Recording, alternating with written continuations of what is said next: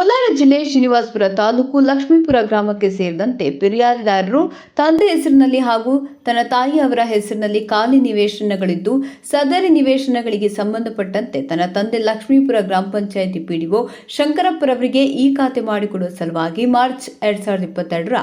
ಮಾಹೆಯಲ್ಲಿ ಅರ್ಜಿಯನ್ನು ಸಲ್ಲಿಸಿದ್ದು, ಪಿಡಿಒ ಶಂಕರಪ್ಪರವರು ಅದಕ್ಕೆ ಸಂಬಂಧಪಟ್ಟಂತೆ ಸ್ವೀಕೃತಿಯನ್ನು ನೀಡದೇ ಇದ್ದು, ಫಿರ್ಯಾದುದಾರರ ತಂದೆಯವರ ಅನಾರೋಗ್ಯದ ನಿಮಿತ್ತ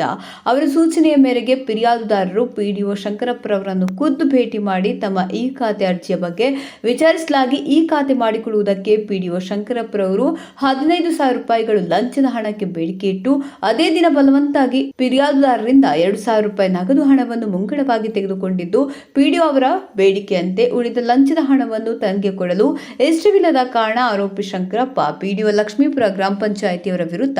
ಕಾನೂನು ಕ್ರಮ ಜರುಗಿಸಲು ಕೋರಿ ಫಿರ್ಯಾದುದಾರರು ಎಸಿಬಿ ಠಾಣೆಯಲ್ಲಿ ದಿನಾಂಕ 14/7/2022ರಂದು ನೀಡಿದ ದೂರಿನ ಮೇರೆಗೆ ಪ್ರಕರಣ ದಾಖಲಿಸಿಕೊಂಡಿದ್ರು. ನಂತರ ದಿನಾಂಕ 26/7/2022ರಂದು ಮಧ್ಯಾಹ್ನ 2:10 ಸಮಯದಲ್ಲಿ ಮಯೂರಿ ಬಾರ್ ಅಂಡ್ ರೆಸ್ಟೋರೆಂಟ್ ಮುಂಭಾಗ ಲಕ್ಷ್ಮೀಪುರ ಕ್ರಾಸ್ನಿಂದ ಲಕ್ಷ್ಮೀಪುರ ಗ್ರಾಮಕ್ಕೆ ಹೋಗುವ ತಾರ್ ರಸ್ತೆಯಲ್ಲಿ ಆರೋಪಿಯ ಫಿರ್ಯಾದುದಾರರಿಂದ ಲಂಚದ ಹಣ 13,000 ರೂಪಾಯಿ ಸ್ವೀಕರಿಸುತ್ತಿದ್ದ ಸಂದರ್ಭದಲ್ಲಿ ಕೋಲಾರ ಜಿಲ್ಲೆಯ ಭ್ರಷ್ಟಾಚಾರ ನಿಗ್ರಹ ಅಧಿಕಾರಿಗಳು ನಡೆಸಿದ ಟ್ರಾಪ್ ಕಾರ್ಯಾಚರಣೆಯಲ್ಲಿ ಸಿಕ್ಕಿಬಿದ್ದಿರುತ್ತಾರೆ. ಇವರನ್ನು ದಸ್ತಗಿರಿ ಮಾಡಿ ಆರೋಪಿ ಬಳಿ ಇದ್ದ ಲಂಚದ ಹಣ 13,000 ಹಣವನ್ನು ಮುಂದಿನ ತನಿಖೆಗೆ ಸಲುವಾಗಿ ವಶಪಡಿಸಿಕೊಳ್ಳಲಾಗಿದೆ. ಮುಂದಿನ ತನಿಖೆ ಮುಂದುವರೆದಿದೆ.